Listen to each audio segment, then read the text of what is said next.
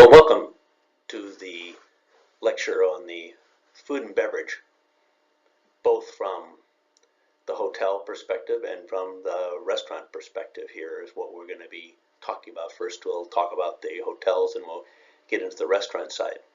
I know from past history that many of you don't think of this area as your first choice when you think about the operations of hotels, if that's where you want to go. But I think it's important to understand that there are many positions within this area, within the hotel operations, and certainly in the restaurant side of it. If entrepreneurialism is part of your makeup and something you want to do, it's a great opportunity to explore something like this. And if you're a MICE person, well, you're going to need to understand food and beverage, because food and beverage is a key part of meetings, events, even exhibitions. It's a key element in terms of what goes on, and the more you understand about it, the better in the process. So I'm going to give you the basic overview of both areas of the food and beverage side of it, if you will. And we're going to have a professor for a day, Ian Wilson from Marina Bay Sands, who can talk about all aspects of the hotel, but we'll focus particularly on food and beverage, his background area, and let you know a little bit more about some of the exciting opportunities there are in that part of the field. Okay, let's get started. So, hotel food and beverage operations. We'll start with that because many of you are probably thinking about going into the hotel as your choice of industry specialization. So let's talk about what the food and beverage operations are within a hotel. First off, areas of responsibility. You have kitchen, catering, banquet areas. Then you have the restaurants, room service, minibars, and lounges, bars, and stewarding. So we're going to cover all of those various areas as we go through and kind of differentiate each one in terms of what they're all about. A typical food and beverage organization chart. At the top here, you'll see the food and beverage director. You see my circles aren't all that great, right? And underneath them, you have a room service manager, beverage manager, chief steward, executive chef, catering manager, restaurant manager. Now, in some hotels, this position of executive chef will actually report right to the general manager as opposed to the food and beverage director. In a Marriott operation where I spent my career in the hotel side of it, the executive chef reported to the food and beverage director, but that's not always the case. Talk about the kitchen first. Probably not an area most of you have thought about. Now, some of you may have some culinary background and you may have had more of this information, but it's an area that, regardless of where you're fitting in, and mostly what we're talking about in our program here in hospitality business is about the front of the house operation, but you have to understand the back of the house to understand to be able to run the front of the house. So the kitchen is under the executive chef, and in some smaller properties they run the whole show in terms of what they do, and just a chef themselves. But underneath the chef, you'll have your sous chefs for the various areas of operation. You'll have pastry chefs and so on. And we won't go into that in a lot of great detail, but some cases, in a smaller operation, an executive chef might just be a kitchen manager, just controls the food.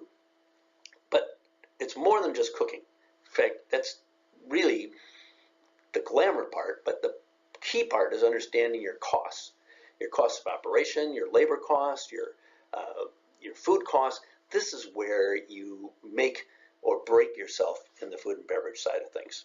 I'll talk more about that when we get into the percentages, but it's a really important element to understand.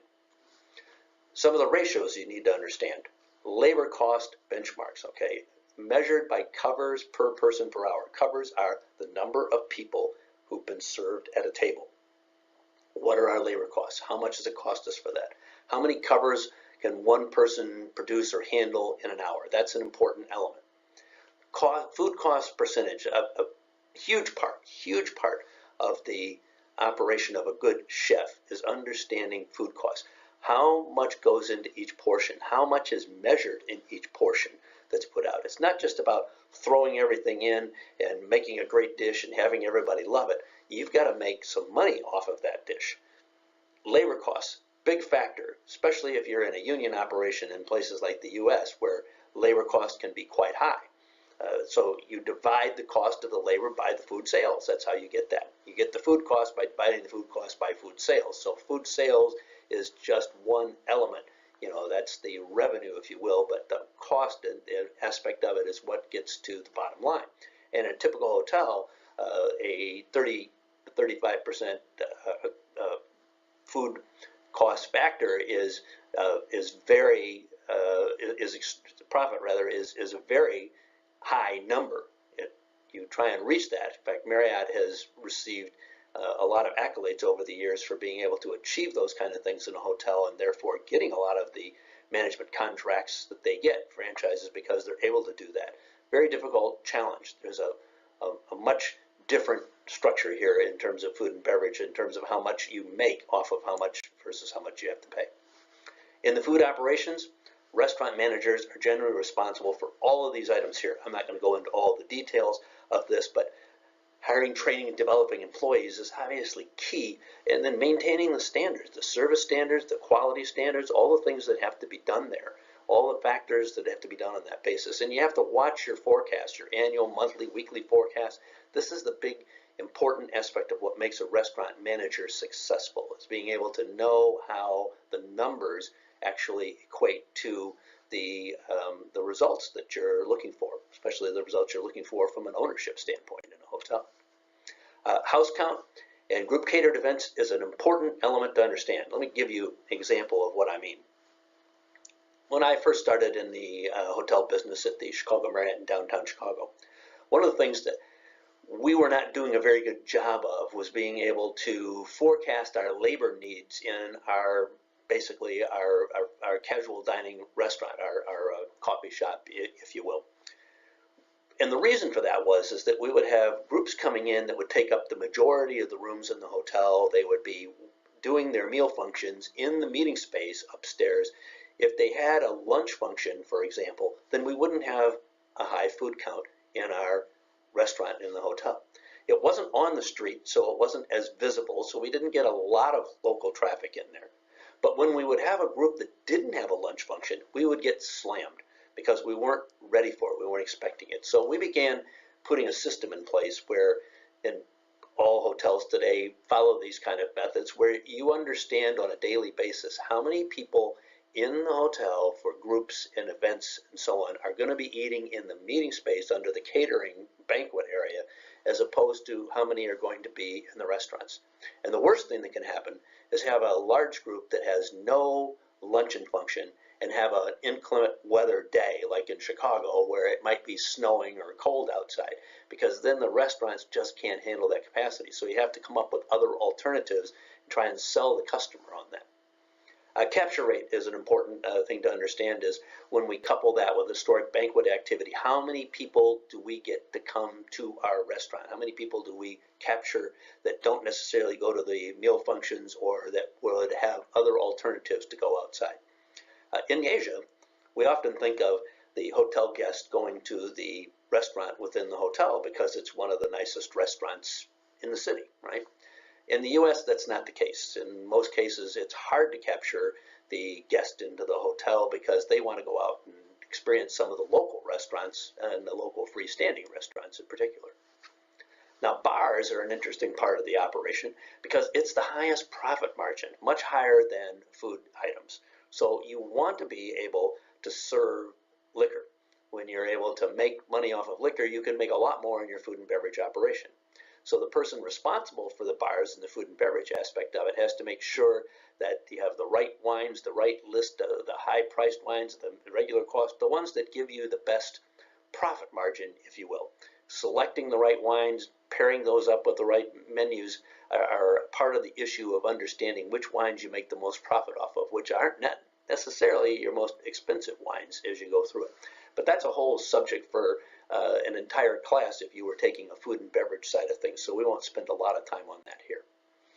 Types of bars, well, all those you see up there, many different kinds of operations, including the catering and banquet bars. And the catering and banquet bars are interesting because, as you will talk about more in the food and beverage side of it, is that who's going to pay for it? Is it an open bar paid for by the company or the wedding party or whatever it may be, or is it a cash bar?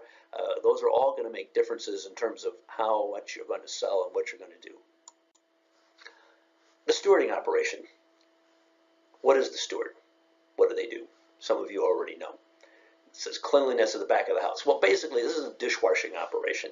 These are the people that make sure that we turn over the silver, glass, and china that needs to be done for those meals that are happening out there. Why do we clear a banquet so quickly in the process? Because we need to turn it around and be ready for the next day's aspect. Why do we need to clear it in a restaurant? Because we have the next set of covers coming in. We have to get a strong turnover. The worst thing you can have happen is you can't keep up with your dishwashing, you can't keep up with this aspect of it, and then you don't have the right plates, the right things to serve when you need to serve. It can be a disaster. So this is a very important person in the operation. I highly doubt that any of you are thinking about career-wise that you want to go into the stewarding operation. But what you don't know necessarily about it is you don't necessarily have to wash the dishes. Sometimes you just have to make sure you manage the equipment and manage the people who are doing that and manage to do it on the proper timing in order to make things work and keep the forecast within the labor and cleaning supplies that need to be done. Catering and banquets, an important element, especially within those of you who are going to be working in the MICE side of things in the future. We use these terms interchangeably. Typically in North America, we refer to this operation as catering, and here in Asia, we typically think about it as banquets, but the catering side of it is, a variety of occasions where people are going to eat within your meeting space, within your function space, I should say, more than meeting space. And banquet refers to those group of people that get together one time in one place. So you might have catering needs that aren't banquets in the U.S. terminology, but they're pretty much used interchangeably here, and I'm not going to be a stickler on that when it comes to testing and exams. Catering and banquets I use synonymously, but what it means is you have a volume of people in your function space. That's the critical element. That's the critical differentiator. Now, in the banqueting department, you have a whole lot of different people here. Now, you'll see over here, you have your banquet bars, okay? That could be one area. Again, sorry my circles aren't too good here. The director of sales. Now, this one shows a director of sales reporting to director of catering. That's highly unusual. I've never really seen that. A director of catering sales, yes. But a director of sales reporting to catering, not likely in most hotels. An executive chef, that's a dotted line. The catering person, now it does show a dotted line here too, but the executive chef is definitely a dotted line. Now, probably the best catering manager I worked with in my career actually was trained at the Culinary Institute of America, CIA, our partner here in Singapore, although he went in the U.S. And he knew more than the executive chef did about the ingredients and the things that went into things. And that helped him a lot in terms of what cost-wise and what he made in terms of revenue on the banquet side. He was very effective. Underneath that director of catering, of course, you see a catering sales manager, the steward for just the catering aspect of things, catering banquet maitre d' and captain, who, by the way, this person here, in my experience in downtown Chicago Marriott, he was the second highest paid person in the hotel. The GM was the only person who made more than he did. He was outstanding. He did exceptionally well on the tips and revenues that came in from the banquet business. Catering banquet bartenders, on-call servers, or what we call here casual labor that come in. Some of you may have done that in your careers. And the banquet housemen, the people who actually set up. And he says man, but today it's not necessarily man, it's banquet house person. The director of catering, or director of banquets, if you will, typically reports to the food and beverage director. And they're responsible for selling, servicing, catering those weddings, those corporate events, association events, meetings and exhibitions, all of that activity that goes on within the function space area, which can be quite a variety of things and can be happening any time of the day, from the breakfast to the coffee and tea breaks to lunches, dinners, receptions, and so on. It's a wide variety of things, and it happens throughout the day at various times in that space. The catering sales manager is oftentimes a person in a hotel that does a lot of local business or does a lot of business with weddings, special events, and so on within those functions.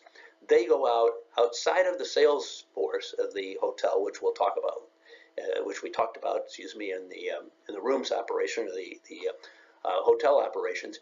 They go out just to solicit business for the banquet space.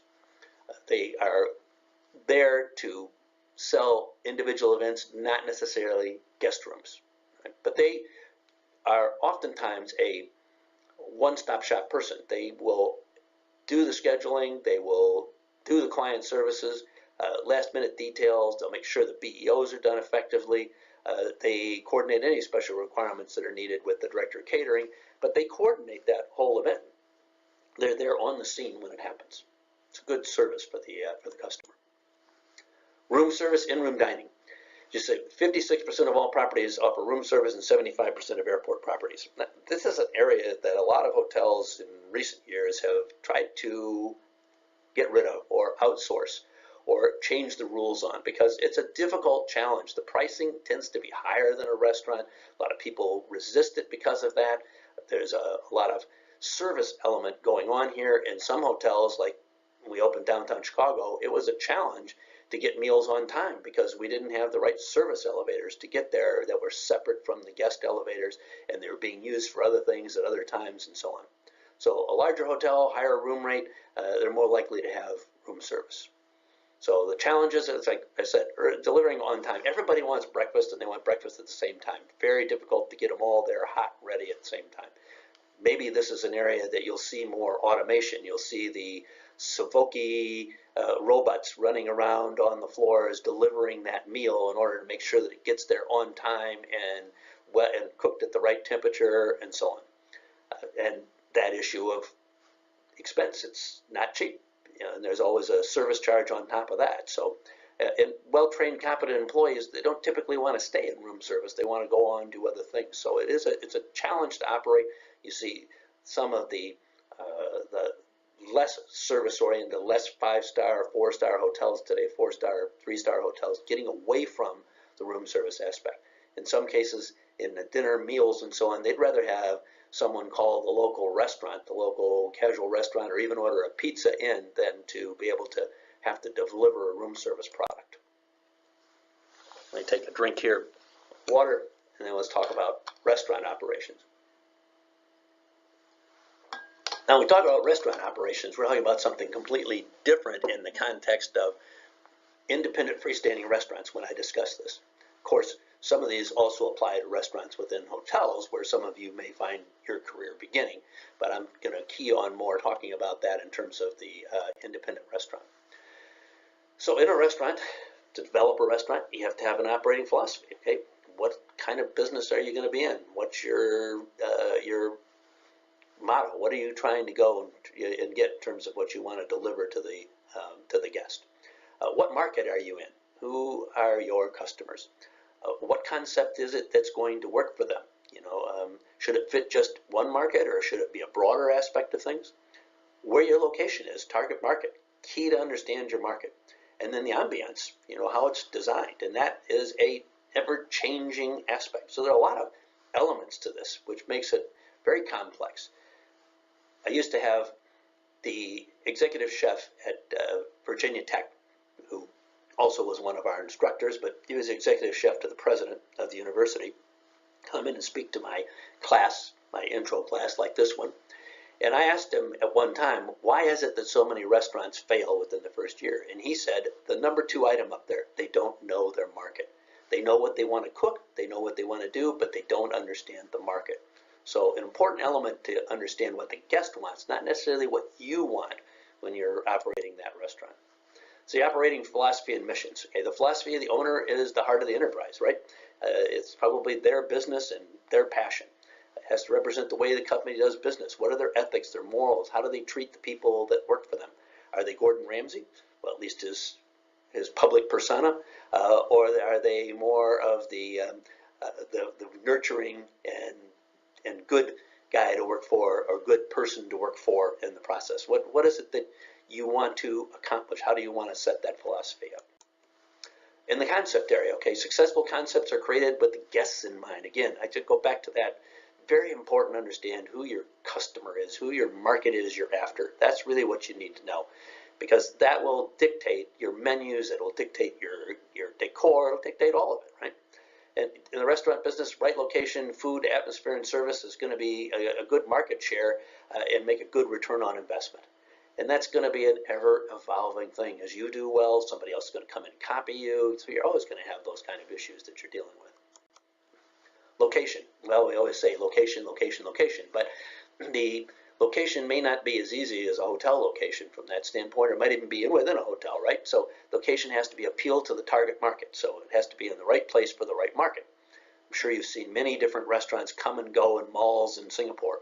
Well, maybe it was the wrong location for that particular product, or maybe the rents in that particular mall kept going up and up as they've done in Hong Kong, for instance, in Pacific Place, where I used to go when I first went there in the early 90s. And I went to Dan Ryan's there, which we have one here, or to Grappa's, which was an Italian restaurant. Both of them gone because they can no longer afford the rents there. They're trying to push the rents up to get a higher class of restaurant. But restaurant lease costs should be between 5 and 8% of sales. Good factor to know, by the way. Might make a good multiple choice question, right? Some location criteria, including demographics, average income, zoning, visibility, all those kind of things are factors when you're trying to make a decision on a freestanding restaurant. And of course, the ambience. Boy, this is a tough one, right? You use an outside designer to get the right lighting, the right furniture, the right ambience for it. What does it look like? And you never know until you open the door sometimes as to who's going to really like what you have and who's not going to like what you have. And it's an ever-evolving thing. It can't stay constant. It's constantly changing, revolving around what the guest is asking for. And this is a big capital expense, so you can't just change it overnight. You have to take time. You have to make sure that you get all the right aspects from the customer in advance. Today, sustainable restaurants are critical, right? Because restaurants create a large carbon footprint. Usually traveling 1,500 miles to plate and emanating large amounts of CO2, as it says. There's the food items are coming to you from long distances, and certainly in Singapore we have that kind of situation. So these are U.S. data figures, but Singapore may be a little bit less distance, but yet it's still not right in our backyard. Each meal produces 275 pounds of waste a day. Wow, think about all that. What are we going to do with all that? And then utility costs. The whole operating of a restaurant, between 2.3 and 3.6%, as it says, of sales is being done towards utility costs today. Gas, electric, water, all those kind of things. How do we be more sustainable? Big challenge, right? Big challenge. Okay, let's get more into the types of restaurants. Those are the operating aspects of it. Let's talk more about the types of restaurants, because that's an important element to understand what's different about different ones, and a lot of it has to do with your market segment. What's your market segment, then what type of restaurant? Fine dining. Well, we often think of fine dining in our field, and frankly, that's probably an area where most of you who had a food and beverage interest, where you might find the greatest career path, right? Good selection of menu items is offered, but not lots of items, okay? Just different entrees, quality stuff. Cooked to order. How do you want it? What is it that you need in there? Is the special dietary needs and things like that? Nearly all food being made on the premises, right? And from scratch, not being brought in or frozen. Some Singapore examples of fine dining. Well, let's look at the Michelin stars. Now, we're going to look at the 1 stars, but we're going to look at the 2 and 3-star Michelin restaurants. Here's an example of what you have to have in order to be a 3-star restaurant. You have to be rewarded exceptional cuisine with diners who eat extremely well, often superbly. Distinct dishes are precisely executed using superlative ingredients with a special journey. Wow, wow. So how many do we have in Singapore? Okay, your guess, 1, right here at the top. Joel Robuchon restaurant, the only 3-star, Michelin's, the 3 Michelin star. The others you see up there, the other Joel Robuchon restaurant that's at Marina Bay, at Resort World Sentosa, Japanese restaurant, Shisan Hatan, Shukomawa, and Les Amis. Those have been on there new this year. Weikujin is the new one this year. So those are the only restaurants we have in Singapore with 2 and 3 Michelin stars. And that's our fine dining. TripAdvisor is another way to look at these in the process, who are our best and top restaurants in the TripAdvisor aspect. Well, notice here you have restaurants like Colony and Summer Pavilion, both located in the Ritz-Carlton. Very unusual in the United States. You would not see restaurants in hotels being ranked up there. You see Andre again repeating here on this one. Rhubarb, a different one over here. Frattini, different restaurants in the public aspect as opposed to the Michelin aspect in terms of their preferences. Another category of restaurants, celebrity restaurants, right? So we have a Marina Bay Sands focus on celebrity restaurants. Celebrities who may or not have food and beverage background too, because sometimes we have figures like Robert De Niro, the actor, has Nobu, and he is a partner with there, has his own restaurant. Sports figures oftentimes have their own restaurants, and they're involved in restaurants. This has been big in the United States for a long time. You see it in other parts of the world today, right? The operations are designed to be entertaining, drawing heavily on the notoriety of the owners, right? You go there because you know this is going to be good because of the person who's there, even if they're not the ones running it, as is the case in Marina Bay Sands, but they run the celebrity restaurants. So they generally have that extra zing to them, some winning combination of design, something of that nature process. Now, recently I ate at Spago's, which is a Wolfgang Puck restaurant at Marina Bay Sands, and these are some of the celebrity chefs right here who you would find at Marina Bay Sands. Just to give the specifics on this, I'm going to refer to my notes a minute so that I know which one is which. You have Ostera Moza, which is Mario Battelli. You have the Bread Street Kitchen, Gordon Ramsay. I happen to like that restaurant. Wolfgang Puck has both Spago's and Cut here, has two different restaurants here. Long Chim is by David Robinson. So you see the different, and of course Joel Robuchon. You see the difference in terms of the restaurants of those celebrity chefs, in terms of who's running those here in Singapore. I'm sure those are not all Marina Bay Sands.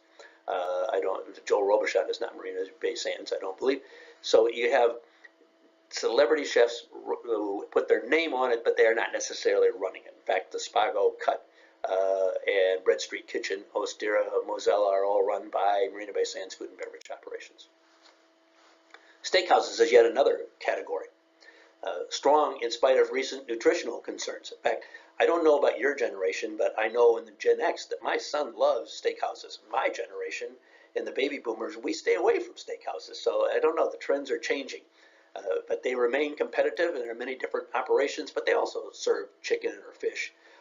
Morton's of Chicago is here, Ruth's Chris's, Landry's, Prime Rib. All of these are top restaurants within steakhouse type restaurants in the U.S. In fact, Morton's is one that my ex-wife in Chicago, actually, when she grew up in the same building with Morton's, and I used to go to Morton's restaurants when I was at the Chicago Marriott starting my career. Morton had several different restaurants. He had Arnie's and he had Morton's. Arnie Morton is the founding patriarch of the family. His son is also in the business and actually has developed Hard Rock cafes further from the original. So steakhouses, where are they here? Well, you've got Cut, Bistecca, Morton's, Wakanagi, and Lowry's are all here in Singapore, and so is Ruth's Chris's for that matter. And by the way, Morton's happens to be in a hotel, right? And Cut happens to be in a hotel. So it depends on where they're located. Sometimes they independently can operate very effectively here in Singapore. Casual dining or dinner houses, restaurants. And I've put these in two different categories. In the U.S., they talk about mid-scale casual, family restaurants, ethnic restaurants, theme restaurants, quick service, and fast food. Of course, ethnic restaurant in the U.S. would be a Chinese, Japanese restaurant, but that's not necessarily ethnic here. So I use a little different category when I talk about them in our context of Asia. I talk about Western cuisine, Asian cuisine, themed restaurants, hawker centers, Chinese family restaurants. Very different kinds of categories of restaurants. So let's talk a little bit about who they are and what they are, where they are. Hawker center, right? Maxwell Food Court. We often think of them. But in Singapore, we are really blessed in that we also have a Michelin star hawker stall in the Hong Kong soy sauce chicken and rice noodle, right? So very unique situation that we have a Michelin star hawker stall. It's part of our culture here in Singapore, right? Now, Western and Asian casual, different in some respects, but family focused, right? Usually don't take reservations. And there's always a mix of Singaporean focus in menus, curry items, fried items, rice and noodles. Those are the kind of things you would find in this type of cuisine here, the Western Asian casual type of cuisine. So let's look at the Western cuisine casual restaurants first. Who are we talking about here? Well, these are all restaurants with multiple locations here. Pastamania, Pizza Hut, a U.S. operation, Bratsit, Swinson's, also a U.S. operation, but not as big in the U.S. anymore. Outback Steakhouse, U.S. operation, Aston's. These are the kinds of restaurants I'm referring to when I think of Western cuisine casual restaurants. I'm sure many of you, if not all of you, have eaten at least one of these. Asian casual restaurants, big factor. Of course, we have more Japanese than we have Chinese here sometimes, but Din Tai Fung, of course. Jumbo Seafood, our local. In fact, the granddaughter there was my student at University of San Francisco, and eventually she's going to move up in those ranks there. Papa Rich, Crystal Jade, Saki Sushi, Thai Express, Tim Ho Wan, excuse me. All the very, very popular in many of the different malls around the city, right? We can find many different operations here. Another category here, themed restaurants. Sort of a combination of a sophisticated specialty type of restaurant, but it has some kind of other ambience beyond it, something that kind of wows you in the experience, right? Something you want to go to, but maybe you don't go to it on a regular basis. You go to it for a special occasion or kind of a social place. So I think about places here when we think of themed restaurants in Singapore of let's see, where I'll get my notes here in a minute so I know which ones I'm talking about. The Mind Cafe, we have Knox, we have Wave House, White Rabbit, and Super Tree at Indochine, which is in the Gardens by the Bay. All different, very unique kinds of spaces, unique kinds of places to go. I'm sure some of you been to one or two of these restaurants, and it'd be interesting to hear more about your thoughts about them when we talk about them later. Quick service fast food. Now, you may not be thinking about this as what your career path is, but this is a big business out there today, and we'll talk more about that in the concept of restaurants as a business. But the quick service sector today is about many different locations, and most of the global brands are here in Singapore, right? So we have things, McDonald's, KFC, of course, which I think may even be more popular here than it is in the U.S. Yoshinoya, et cetera, et cetera. I'm not going to go into all the other details here. You know them very well. You've probably eaten at one of them within the last week. Traditional Chinese family restaurants. This is a category I think is quite unique to Asia. You don't typically find this in the U.S. even when you have a Chinese population, but they're large, right? The whole family goes on the weekend. Mom's talking to their friends, dad's reading the paper, playing mahjong. Grandparents are there too. Kids are there on their best behavior. The yum cha, dim sum, right? Private dining rooms, more common perhaps in Hong Kong than they are here. But think about that. Maybe that's some of the reasons why you don't see food and beverage as what you want to do. You watch that scenario going on that Sunday or Saturday when you're there with the family and you're there as a kid, and the server is, hey, over here, come here, gunya, they say in mainland China, come here. We want something, and the last thing you want to do is work in a restaurant where you're doing that, right? So I think it has a tendency to waver you away from food and beverage, but that's not necessarily the food and beverage we're talking about here. We're talking about the fine dining aspect, those celebrity chef, those kind of restaurants. That's where the career path tends to go. Or within those operations that, as we'll talk about in restaurants as a business, where you have multiple unit type of management operations. So traditional family style restaurants, this is what we're looking at here, right here. This is a typical one here. There's just a couple of pictures of that private dining room over here in this one, and the main dining room here, right? Very common. So let's talk about, as a wrap up here, some trends in food and beverage. Okay? The use of brand restaurants instead of hotels operating their own. Outsourcing, this has become more common. In fact, in many parts of the U.S., hotels don't want to open and run their own restaurants. Too expensive, not a good profit margin for them, better to done outside.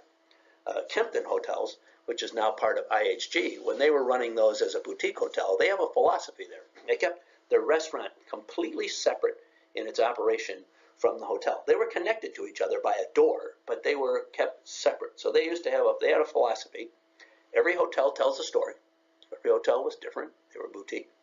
But every restaurant has a personality, and every restaurant was different. Limited service hotels have no food and beverage operations.